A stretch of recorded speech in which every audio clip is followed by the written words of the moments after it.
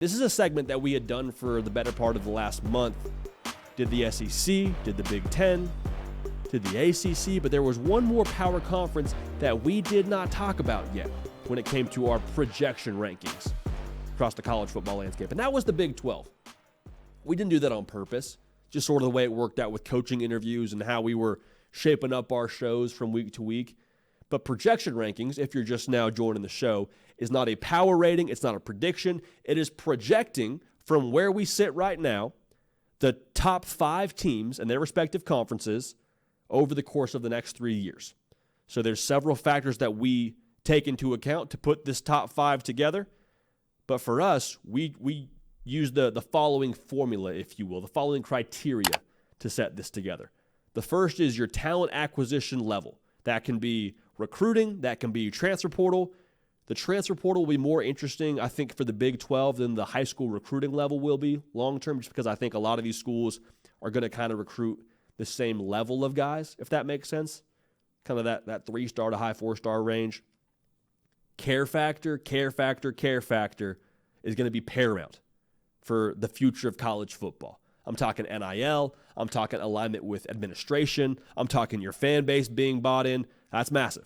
Also, leadership and leadership stability. Like, you might have a great coach right now. Is he going to stay? We talk about that with a couple of these schools. But with that being said, we actually have a tie at number 5. I could not bring myself to put one of these schools at 6 or put one at 5 all by their lonesome. We have Kansas, and I'll tell you who else they're tied with here in just a second. But Kansas, I think, is a top 5 school going forward in the Big 12 conference over the course of the next 3 years. The tough part for me is I love Lance Leipold. The reality is he's just going to be a name that's thrown into every big-time coaching search going forward. Now, he's made it pretty clear he wants to be at Kansas. I respect the absolute heck out of that. And as long as he's at Kansas, they will be a top 5 school in the Big 12, if not better. We've seen what they are over the course of him being there. Great culture, find ways to win. They've been actually a really fun brand of football to watch with Jalen Daniels coming back for another year.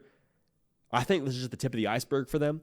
I think they have actually a pretty bought-in fan base that's excited about what they're doing on the football side of things. Kansas, for me, a top 5 team right now going forward into the Big 12 with our projection rankings. I'm very curious to see what Lance Leipold does here over the course of the next couple of years as you see big jobs open up and his services be wanted for obvious reasons.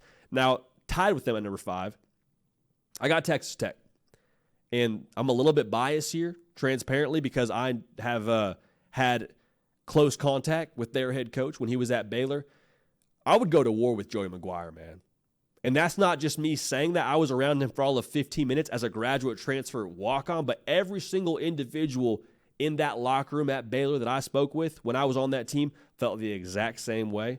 There was a lot of people that actually were lobbying for him to be the next head coach once Matt Rule left Baylor for the NFL at that point in time. Like, that's how much he was loved in Waco. Now he's deservingly so a head coach in the Big 12 and a power conference college football. And not just the culture. That's the obvious part. That's the part that I think I can speak to most accurately from a first-person experience. But there is so many things said from other schools and other people in the college football world about how elite Texas Tech is on the eval process side of things and their model. They don't do it like everybody else in college football. A lot of these schools, position coach sees a guy, likes him, brings his film to the staff, they talk about it, they offer the kid.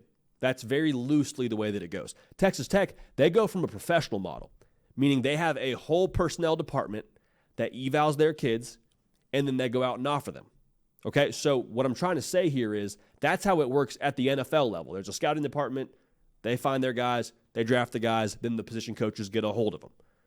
So for that reason, you see a lot of these guys that end up being 4-star, 5-star cats, some of their first offers are from Texas Tech. They're on the cutting edge of this whole evaluation and talent acquisition process. I think that matters because what I just said at the top of this thing, you're going to see most of these schools in the Big 12, I believe now, with Texas and Oklahoma out of the conference, a lot of them are going to recruit the same caliber of player. I'm not saying there won't be 5 stars, but for the most part, it'll be a 3-star kid, it'll be a 4-star kid. And so why that's important is, or why Texas Tech factors into this, the way they eval and the way they develop and the way they are on the cutting edge of the recruiting side of things, I think that's going to slowly but surely over the course of time give them the edge, and that edge is going to compound year in and year out. That's going to matter. Don't be surprised if Texas Tech, when this whole thing is said and done over the course of the next 3-5 years, if they have the best roster in the Big 12 by how they eval. Fan base, there's real buy-in there. Fertile recruiting ground in the state of Texas. As long as Zach Kitley is the OC there too, they're going to score a lot of points and be explosive. Now, how long is he there over the course of the next 3 years? I don't know, but Texas Tech, for me, a top 5 school over the course of the next 3 years in the Big 12. Go ahead and book that. Now, number 4, this is one that's kind of interesting. A new member of the Big 12. Newish member of the Big 12. How about UCF? Because I think they're dangerous, man. I think they got a lot of ingredients now that could make them a player over the course of these next few seasons. The branding they have now in the state of Florida as a power conference school. Used to be the Big 3 with Florida State, Florida, Miami. You add one more in there with UCF. I think they can kind of tailor that to their own advantage with how they want to brand it. But what we said about Texas Tech is the same thing that's true about UCF. Talent-rich state. You could argue UCF is in the most talent-rich state in the state of Florida. You got a head coach in Gus Malzahn who's been in the mountaintop as a coordinator with Auburn and won a national championship. He knows what it looks like. He knows what it looks like to win at the highest level. He's seen what has to happen within a locker room to win at the highest level. And this might be something that gets overlooked too with UCF. They have, I believe, the largest student body in the entire country, like the largest enrollment in the entire country. Say, okay, that's nice. What does that mean? Well, it means that you then, over the course of the next couple of years, have the largest alumni network. Largest alumni network equals the largest opportunity to create some real capital on the booster side of things and have some funds to acquire top talent with the way NIL is trending. So I love UCF going forward. I love where they sit, and I love Gus Malzahn. So for me, UCF, number 4 in our Big 12 projection rankings. Now at number 3, we got Oklahoma State. Reason for that being death, taxes, Mike Gundy finding a way, are the certainties in life. Oklahoma State and Mike Gundy have not missed a bowl game since Mike Gundy first got the job. Y'all, that was like 2005. Just ridiculous. A fan base that is very engaged. You see it whenever you watch teams go and play in Stillwater, Oklahoma, and have their conference title race or national title aspirations, whatever it is. Like, that's where dreams go to die, is Stillwater, Oklahoma.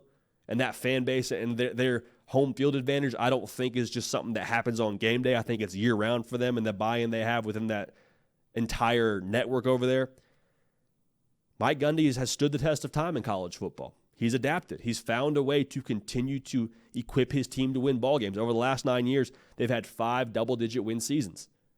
Last year was supposed to be a regression year for Oklahoma State. Played for the conference title.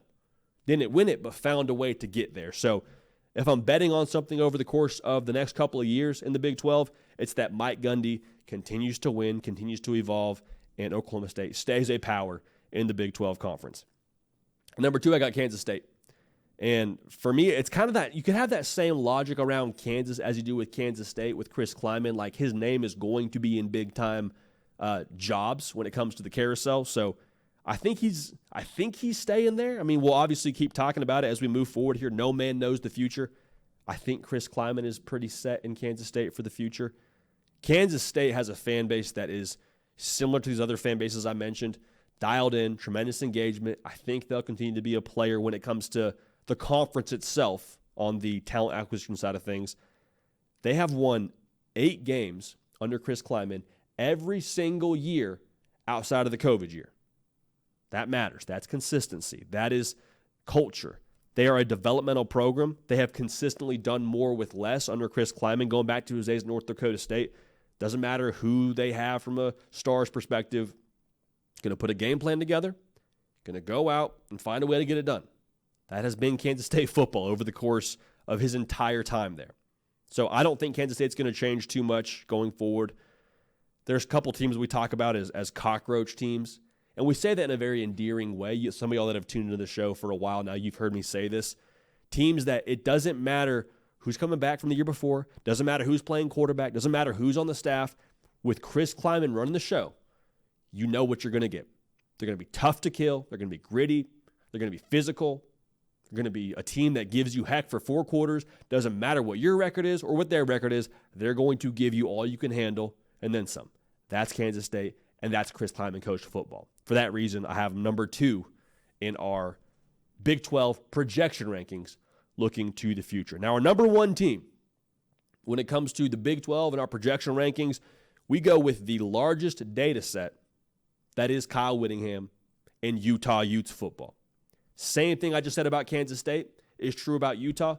The difference for me is Kyle Whittingham's been doing it for a very, very long time. When I was in high school, my very first letter I got was from Utah. Think about that. I went to high school and graduated in 2015. Kyle Whittingham was the head coach there. He's still the head coach now. He has built a culture and a brand there at Utah with how they play on the field that is second to none. They do not beat themselves. They have tremendous player leadership year in and year out that is fostered by Kyle Whittingham. That's going to stand the test of time. Same thing about Kansas State is true about Utah. Developmental program. Doesn't matter how many stars you have.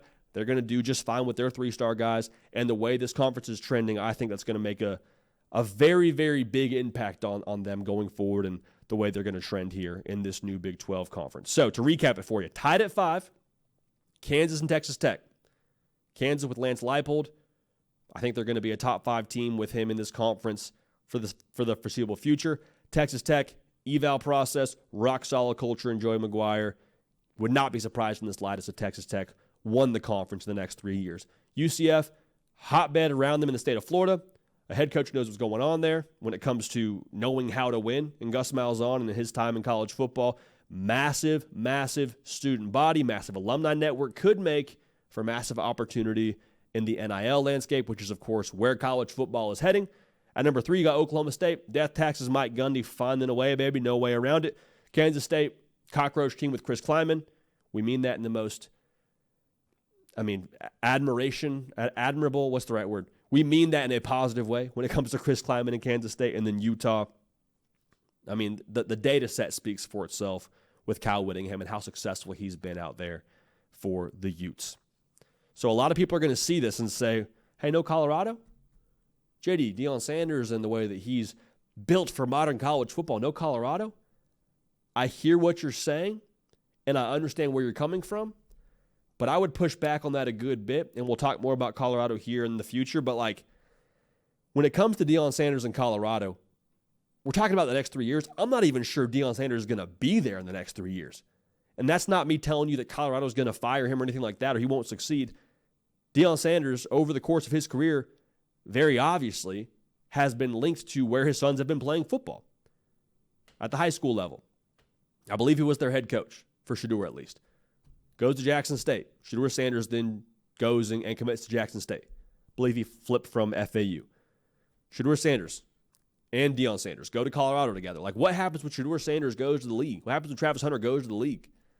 I'm not implying that Deion Sanders goes to the NFL, but I am saying I haven't seen a Deion Sanders football team without his son playing quarterback in some time.